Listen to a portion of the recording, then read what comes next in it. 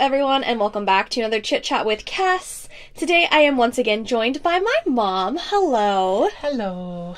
So we've been doing a couple conspiracy podcasts where essentially I introduce my mom to some conspiracies that she most likely has not heard of before, and she kind of reacts to it.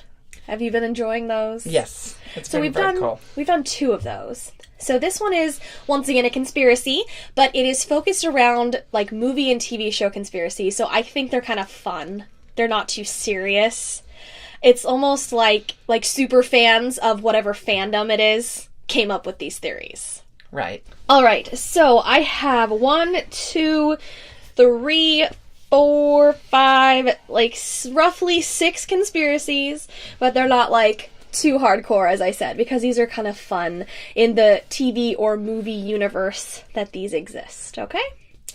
So the first one is a Harry Potter conspiracy theory.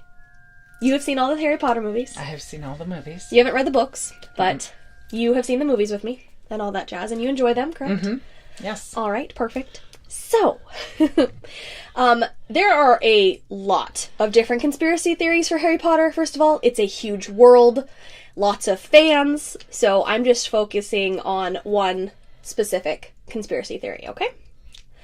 So, what if the entire series took place in Harry's imagination? Dun, dun, dun! Wow. So, here's the ideas. Harry lost his mind while living in the cupboard under the stairs. And with the abuse from the Dursleys, that didn't help anything. He imagined and created this whole story, Hogwarts and his adventure life, in which, of course, he is the boy who lived, the famous child, and the hero of the story. So he essentially used this as, like, a coping mechanism for his fucked up life. Right. And in turn, probably went a little crazy living in the fake imagination instead of under the stairs. Wow. What do we think? I don't know. I've never thought about that, and I haven't heard that. It ruins the story. It ruins it?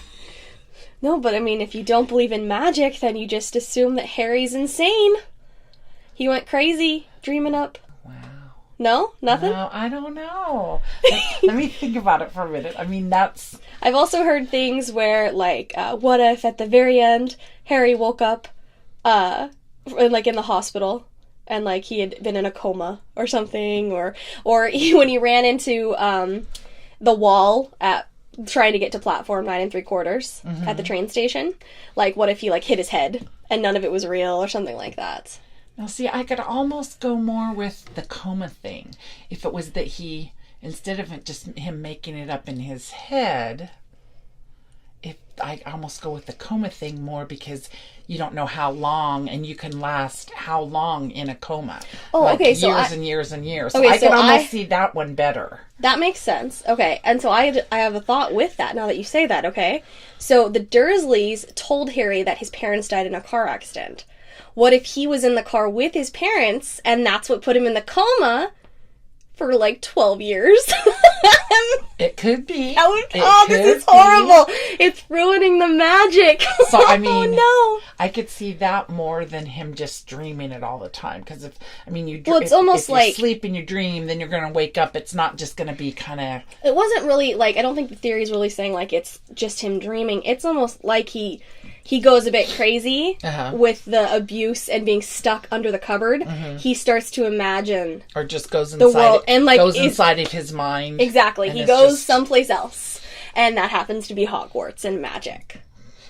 It's a really popular theory, you know. Right. But let's say no. Because I want the magical world. Yeah. Yeah. So, how about no? Well, it's just been so creative, too. I mean, I can watch them over and over, and just it seems like sometimes you see new little things or something you didn't recognize, that it's so detailed. Oh, and the books are even more detailed. That's just the movies. The books are even more detailed. And see, it's crazy. Have to read them. You should probably read them. Do you do better with reading, or do you do audiobooks? I've never done an audiobook. I don't have time to read anymore, so I try to do audiobooks.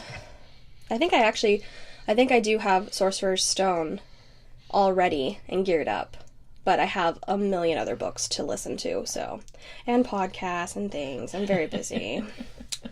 All right. Our next conspiracy theory. Okay. Mm-hmm. This is for a TV show.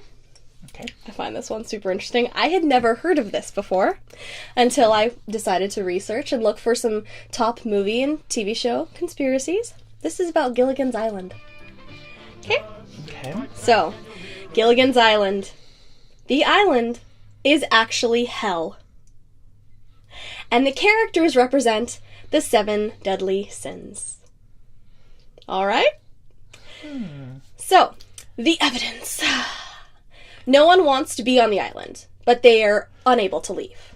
Mm-hmm. They're stuck there, okay? Mm-hmm. Ginger is lust because she's all sexy movie star, right? You know, her character, her outfits, she's just got the sexy movie star life. Right. So she's lust.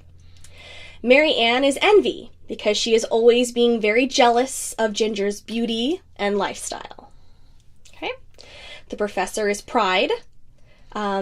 Because he is kind of the annoying know-it-all, if you will. And also, he is too prideful to admit that he can't fix the boat to get them off the island. Right. He's supposed to be so smart, but he can't fix it. Right. It's because he's too prideful. So he's pride. Mr. Howell is greed, because he's, you know, being the millionaire of the bunch. The rich guy of the bunch is greed. Mrs. Howell, am I saying that right? Howell? Okay. Mrs. Howell is sloth because she's never helping anyone around the island, or she doesn't help them to escape, or anything like that.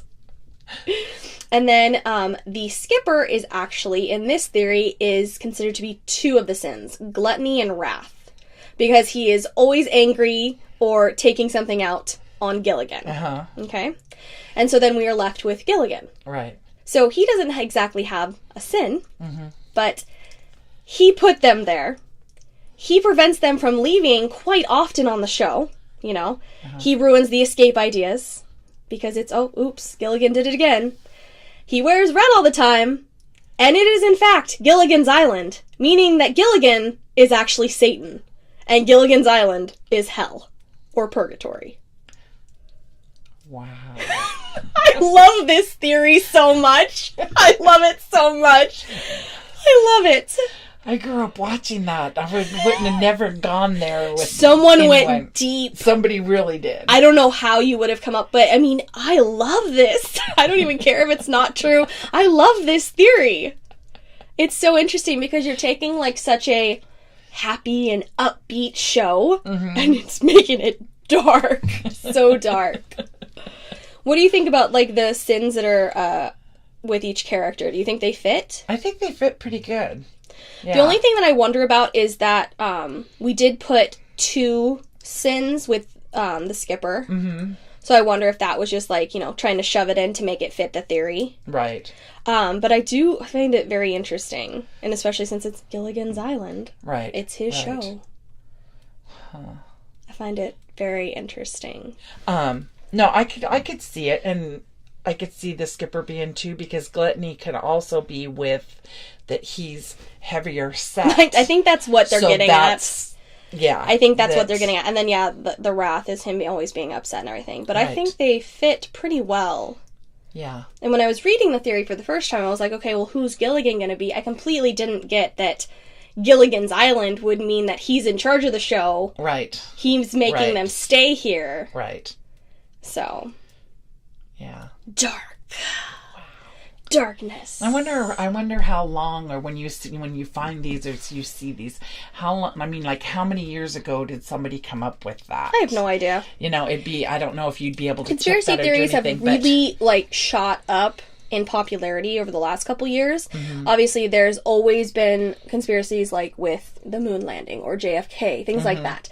But where people do like dive into this or like fun ones have really become popular over the last couple years, I'd say. Well, too, is the fact that you can go up and you have YouTube now and you can go up and do podcasts and stuff like that. I mean, in years past, you only had radio stations to hear like talk shows and stuff like that, but there's so many more ways now. Oh, you can share it so much easier. To easier. share it and do it that maybe they're out there a lot more. Oh yeah, definitely, because people share find them on blogs. I mean, my podcast alone, it's playing on YouTube, on SoundCloud, on iTunes, and that's just me. Yeah. And I'm not even a huge podcast. Like, big podcasters, they have so many followers and everything. So podcasts are definitely, like, huge. And then, like you said, there's other YouTube or blogs or Facebook or Twitter or social media. Definitely. I think that's made it blow up as well. Yeah. Are you ready for our third one? Sure. All right. This one has to do with a movie. Grease. Dun, dun, dun. Grease. Oh my gosh, I love Grease. Grease. The first one, not the second one. My dad made me watch the second one the other day. It was freaking horrible. And he's listening to this podcast, so you know what you made me do. It was horrible for her, but it was so fun because I've seen it before and I don't really care for it either, but my husband does love it. And the fact of all three of us sitting there watching it together, it was like so fun because Cassie would roll her eyes, or Cassie would be like, "Oh, really?" And her dad's looking at her, "You really don't like this? What?" He thought I would enjoy Grease 2 because I love Grease, but Grease 2 is not good. I may cover this in another podcast episode because I did not like it. All right, so back to Grease. So this is kind of a double theory here. It can kind of go one of two ways, so I'm just going to share both because they're really similar. Okay. So, a popular theory is that Sandy drowned at the beginning of the movie when she's on the beach. Okay. And this is all in her mind.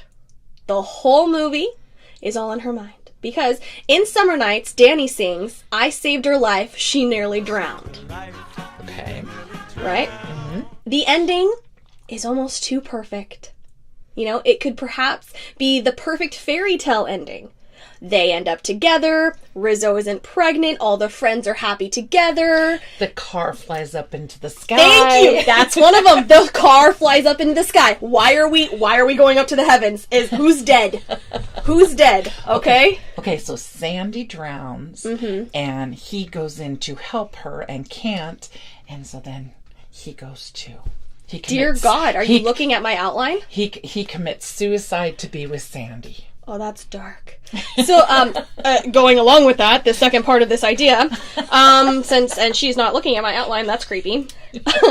Instead, the movie is from Danny's point of view. Instead, okay? Okay. While he tries to save her on the beach, he fails and starts to drown as well. Okay? Oh, dun, dun, dun. So, he starts to imagine their life together. What it could have been while they're both drowning.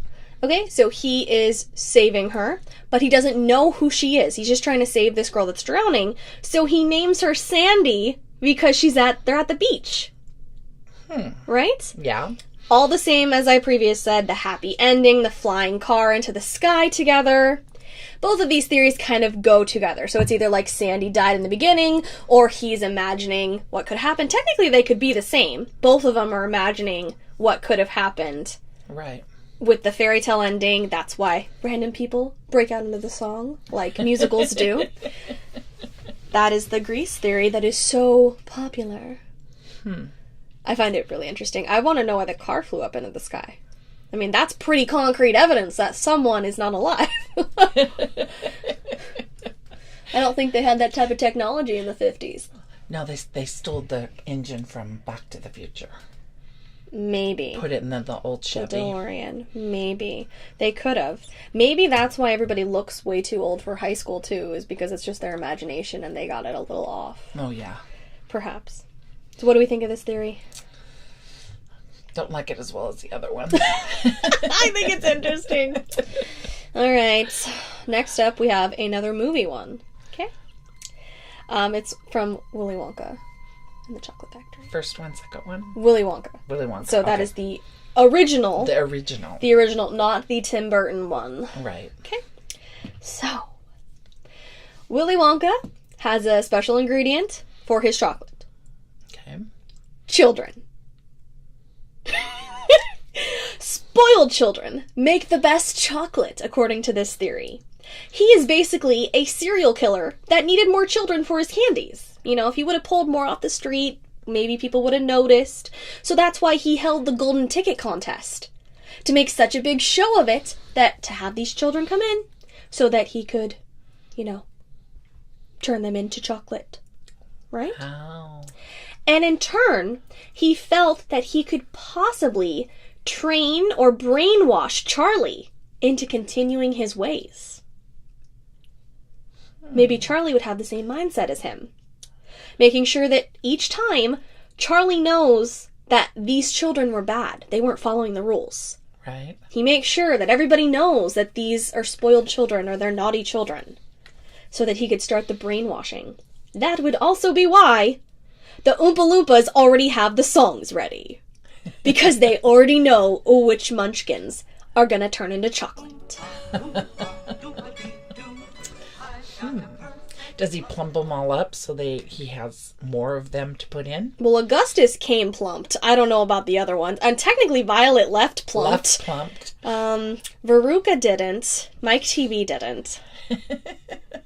And this is, of course, just for the Willy Wonka and the Chocolate Factory movie, because in the book, you see the kids make it out alive, right. And in the Tim Burton one, it's much closer to the book, so you also see the kids make it out alive.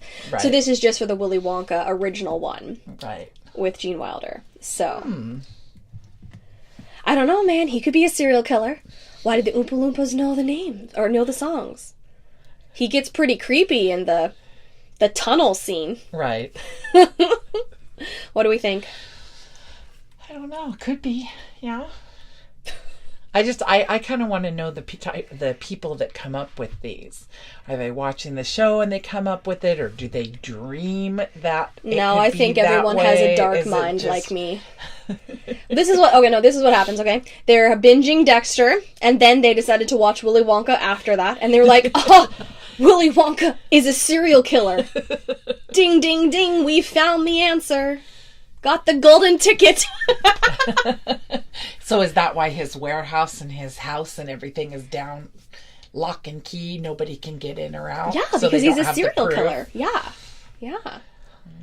Mm-hmm. Uh-huh. Willy Wonka's a serial killer. Wow. Think about that next time you eat a Willy Wonka bar. Okay. A Wonka bar. Okay. Okay. Next one. This is another movie. And it's a movie we've been talking about a lot lately. It's Titanic. Okay? So, are you ready? Uh-huh. Jack from Titanic is actually a time traveler. Okay. So he came back in time to save Rose from jumping off the ship, okay? Okay. Because if a wealthy woman in first class had disappeared suddenly, the Titanic would have stopped to look for her. With that delay, the Titanic may have never hit the iceberg, and that's such a big event in history, it needed to happen.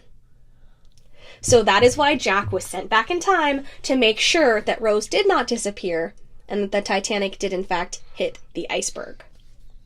Okay? There's a couple mentions for proof of this theory, okay? Okay.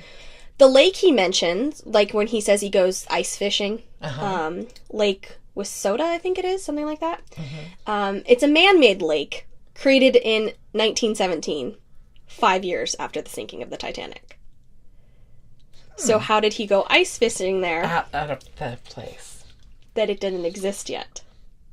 Okay? Okay. He mentions the Santa Monica Pier and riding a roller coaster. There wasn't a roller coaster in 1912. It wasn't built until 1916. So once again, when he says that in the movie, it did not exist at that time.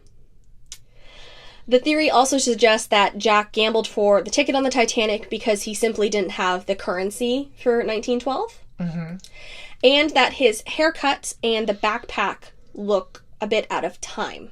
Everybody else kind of looks in time for that period, and he doesn't quite look in the right time period with his look. That's very interesting. I love this one as well. I love it. I love this theory. Right. So it's obvious that, whoever wrote the specific things of him mentioning the ice fishing or the Santa Monica Pier, things like that, just didn't get the dates right. Obviously. But at the same time, it's such a great theory. It goes together great that he was sent back to save her so that the Titanic would have to crash because it was a big event. Right. I just love that there's evidence for years that reference in the movie that didn't exist yet. Right. So I guess you'd just have to ask the writers if they felt like writing Jack as a time traveler. I suppose. I think it's a great theory. Yeah. It's better than some of the other ones we've done tonight, I think. Interesting. It's, because of the fact that... And then I guess the question would be, when, Rose was too selfish to let him on the damn door, did he actually die, like he sacrificed himself? Or did he float down and then just disappear back to his own time? Yeah, that's true. His mission was fulfilled. That's true. I don't know, I find it very interesting. All right. Our sixth and final one is special for you. I specifically did it for you. Is it because I like it? It's because you watch it every night. It is based on a TV show. Dun, dun, dun. Should I try to guess? Yeah, guess which TV show is it? Huh? What TV show? Yeah. It's between two. Okay. Murder, She Wrote would be my first choice, or Criminal Minds would be my second.